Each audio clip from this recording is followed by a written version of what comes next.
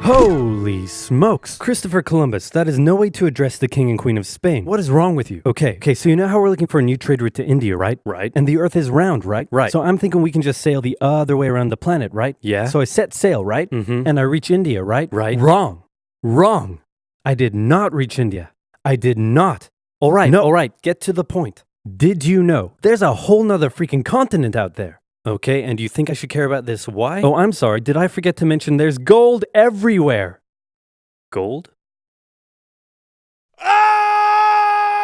Columbus landed in Central America in October 1492, and he had the time of his life. And by that I mean he went on a huge theft and murder spree. He stole gold, jewelry, people, and a hammock. And then he returned to show off all of his riches, including a few previously undiscovered items such as tobacco, the pineapple, turkeys, and a hammock. Now I know what you're thinking, but oversimplified, Columbus didn't discover America, the Vikings did. And you'd be partially right. In the 11th century, Leif Erikson was the first European to land in America. But hey, if you love Vikings so much, then why don't you check out today's sponsor? Vikings War of Clans is a mobile game that was inspired by the famous strategy and RPG games of the 90s like Age of Empires and Civilization. Do you like building cities, collecting resources, training armies, joining a clan and going to war? Then my friends, Vikings War of Clans is for you. And what makes its world so addictive is that more than 20 million online players are constantly changing the way the game evolves by never-ending fighting over resources, forging new alliances, and competing in live events. Support my channel by downloading Vikings for free, only from my links in the description box below, and get the special bonus of 200 gold coins and a protective shield. Don't forget to look me up and join my Vikings clan under my nickname, Oversimplified. Now where was I? Oh yeah, Columbus, time of his life, hammock. And suddenly the race was on to explore and conquer the New World. After a couple centuries of warring with the natives and each other, the European powers had claimed quite a lot of land, including this area, which both the English and the French claimed as theirs. One day the French said, I'm gonna build some forts along here. And the English were like, could you not? And the French said, sorry, but no, I could not. And they went ahead and built their forts, which pissed off the English, so they sent an up-and-coming British lieutenant colonel by the name of George Washington with a combined force of British troops and Native Americans. After a short battle, the French commander said, all right, we surrender. Okay, boys, pack it up. There's surrender. Oh, sorry, was I not meant to split his head open with a tomahawk? Don't worry. It's not like this will start a 7-year-long major global conflict. And what happened next was a 7-year-long major global conflict, which Great Britain won. At the peace negotiations, Spain gave up Florida, while France gave up all of its territories in North America. But Britain's victory came at a cost, a £60 million cost. They were now broke, in a lot of debt, and had to come up with some way to repay it. So they went to the colonies and said, okay, listen up. So a huge part of the war was spent protecting you from the French, and now we have no money because of it. So I'm not sure what you're saying here. Okay, so we spent a lot of money protecting you from the French, right? Right. And now we're broke. That certainly is a pickle. Listen to me. We spent all of our money protecting you, and now we need money. Can you please pay us back some money? No. Okay, we're just gonna go ahead and tax you. In 1764, Britain introduced the Sugar Act, forcing the colonists to import sugar and molasses exclusively from the British and to pay duties on them. Then a year later, they introduced the extremely controversial Stamp Act, and it worked a little something like this. Hello, shopkeep. Hello, Mr. Bungleberry. Here's the deed for your new shack. Stamp. That'll be 3 pence, please. Wait, what was that? It's the new tax. I get a stamp on any paper or documentation I make, and you have to pay for it. Would you like to see this pamphlet that explains everything? Yes, please. Okay. Stamp. 2 pence, please. This is awful. You know what? Just give me a deck of cards so I can go gamble my pain away. Okay. No. Don't do it. Stamp.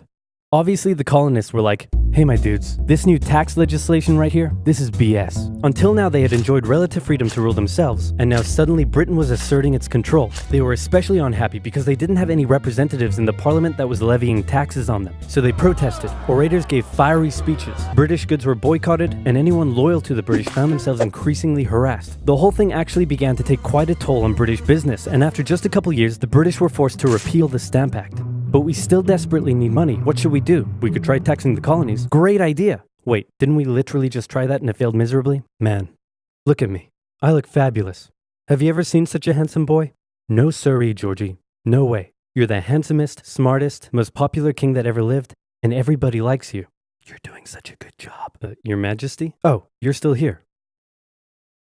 Get the hell out. So in 1766, the British made a declaration saying, we can do what we want because we're in charge and you can all go suck it. Then they levied a whole bunch of new taxes on the Americans via import duties. Glass? There's a tax for that. Lead? There's a tax for that. Paper? Tea?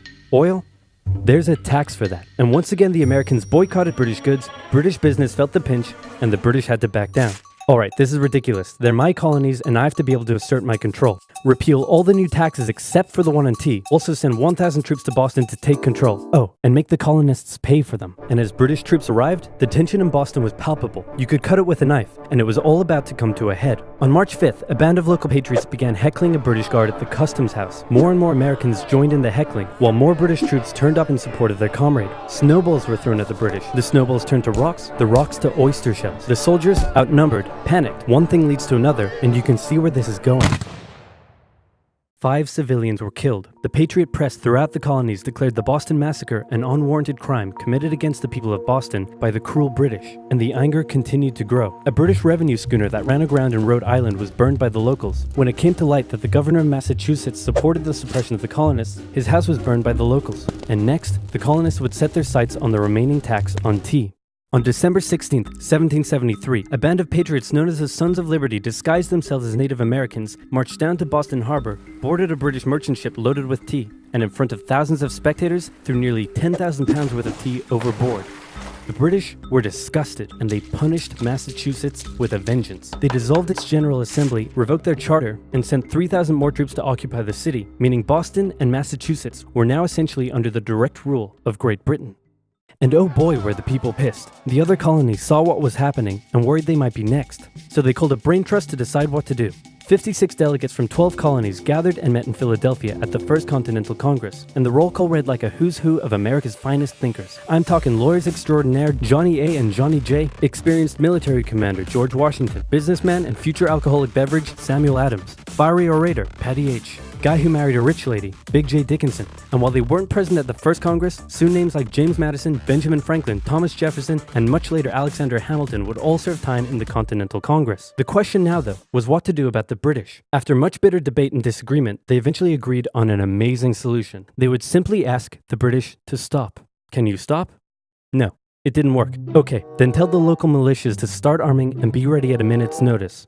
And across the colonies, these Minutemen stood ready for the beginning of the American Revolutionary War. Now, having your colonies in open rebellion is one thing. Once they start arming themselves, that's when it really hits the fan. So British General Thomas Gage ordered 700 troops from Boston out into the rebel-controlled Massachusetts countryside to destroy stores of arms and ammunition held by the rebels in Concord. The British set out in the middle of the night. Patriots including Paul Revere rode ahead to warn that the British were coming, giving the rebels time to prepare. The two sides met in Lexington as the sun began to rise. They faced off against each other, and in the confusion, somebody shot first. The shot heard around the world marked the beginning of the American War of Independence. The rebels were outnumbered and had to fall back to Concord as the British split up to search for rebel supplies. However, more and more Patriot rebels kept showing up, and this time it was the British who were outnumbered as more fighting kicked off in Concord. The most professional army in the world was forced to flee back to Boston at the hands of local, poorly trained militiamen. And all along the British route back to Boston, Patriot rebels continued to gather and open fire on the retreating British. When the British reached Boston, the rebel militias surrounded them. Boston and the British were now under siege as small land and naval skirmishes continued around the city. And the British would suffer another embarrassing blow, this time in upstate New York. Colonel Benedict Arnold concocted a plan to take the British stronghold Fort Ticonderoga, which held a large amount of guns and ammunition. He set off towards the fort alone, hoping to recruit men along the way, when he came across the Green Mountain Boys, led by Ethan Allen, who as it turned out, had the exact same plan he did. So they decided to work together. But I'm in charge. No, I'm in charge. No, I'm in charge. No, I'm in charge. No, I'm in charge. No, I'm in charge. No, I'm in charge. This went on for some time, until the Green Mountain Boys threatened to go home, and Arnold had to concede. The group raided the fort at night while the Redcoats were asleep, and they caught them completely by surprise, taking the fort and all of its munitions with almost no resistance. Wow, great job, Ethan. Very impressive. By the way, what happened to that other guy we sent to take the fort? Who? Benedict Arnold. Never heard of him. Ouch. What the fuck? Nobody knew what was going on. The colonies were in open rebellion, and for now, they even seemed to be winning. So King George fired General Gage, replaced him with General William Howe, and ordered the rebellion to be put down immediately. Okay, the British are definitely going to retaliate for all of this, so we should probably put together a proper army. First, we need to pick a commander-in-chief, and I think we can all agree that that job should go to the man, the myth, the legend, George Washington. My friends, I am humbled and honored that you would consider me for such an important role. I did not expect for this. All right, you've been showing up in a military uniform every day for the last 10 months. We all know you wanted this, so cut the crap, George. Dude. Uncool. So Washington began his journey up to Boston to take command of the newly established Continental Army, just as the British made their first major attempt to break the siege. They made plans to take the high ground on Bunker Hill, but spies warned the Continentals of the British plans, so they fortified Bunker Hill and set up defensive positions on nearby Breed's Hill. The day of the battle came, and as the British advanced, a barrage of Continental gunfire was opened up on them. Twice they tried to climb the hill, twice they were pushed back. The battle lasted 3 hours until the Continentals finally ran out of ammunition and had to retreat, allowing the British to take the hill. While technically a British victory, they suffered nearly 1,000 casualties to the Continentals' 400. The colonists showed the British that this wasn't just a rebellion, it was war, and they were ready for it. But one thing they weren't sure about was why they were fighting. While some radicals were starting to throw around the I word, most hoped to eventually repair their relationship with Great Britain. So they sent a letter to King George saying, "Hey man, looks like things aren't going your way. Remove the taxes and let's be friends. I'm gonna kick your ass." Send that to the colonies. Your Majesty, your handwriting is terrible. Are you sure? Just do it.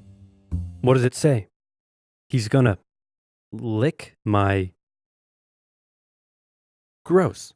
So for the remainder of the year, small engagements continued to occur around the colonies. The British burned down the towns of Falmouth, Massachusetts and Norfolk, Virginia as revenge for earlier anti-British incidents. These actions played right into the hands of patriot propaganda. Overseas, the British were seen as brutes, and the French and Spanish would soon begin sending supplies to the rebel cause. During this time, there was also minor fighting going on between patriot and loyalist militias in the southern colonies. Benedict Arnold was still on a mission to win some personal glory for himself, so he headed up an attempt to invade Canada in a two-pronged attack. The Continentals managed to capture some British forts and the city of Montreal, but a harsh snowstorm with some smallpox on the side saw them defeated and pushed back at Quebec City, and they were forced to retreat all the way to Fort Ticonderoga. Speaking of which, remember all those guns and ammunition? Well, this guy's got a plan for what to do with them. He uses oxen to drag 120,000 pounds of artillery for 2 months through the harsh winter, 300 miles all the way to Washington and his Continental Army surrounding Boston. Boom.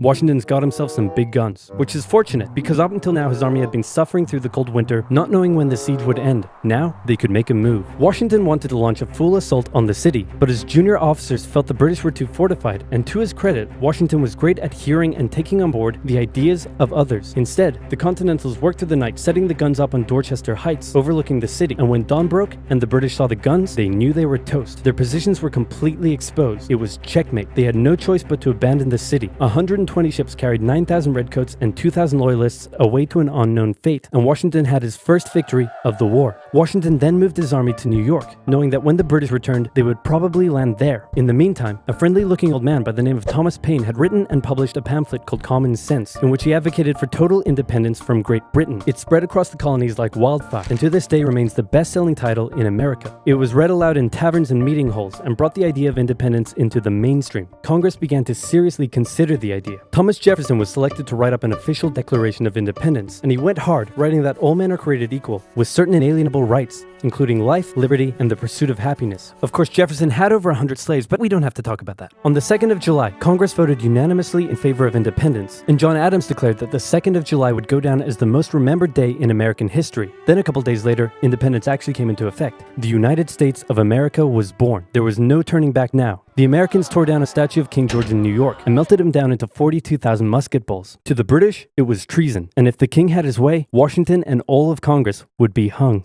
Speaking of the British, guess who's back?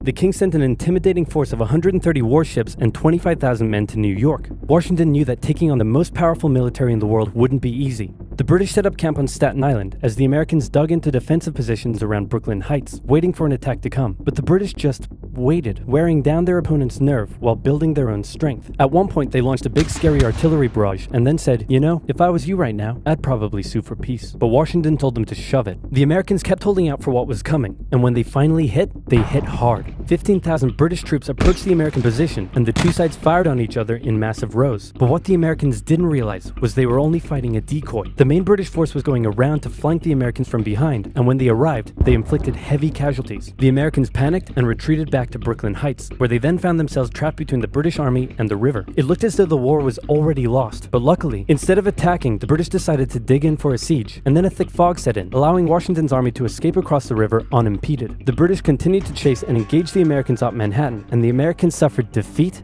after defeat after defeat. It was a disaster. Washington's leadership was called into question, as thousands of American POWs were left to rot as traitors.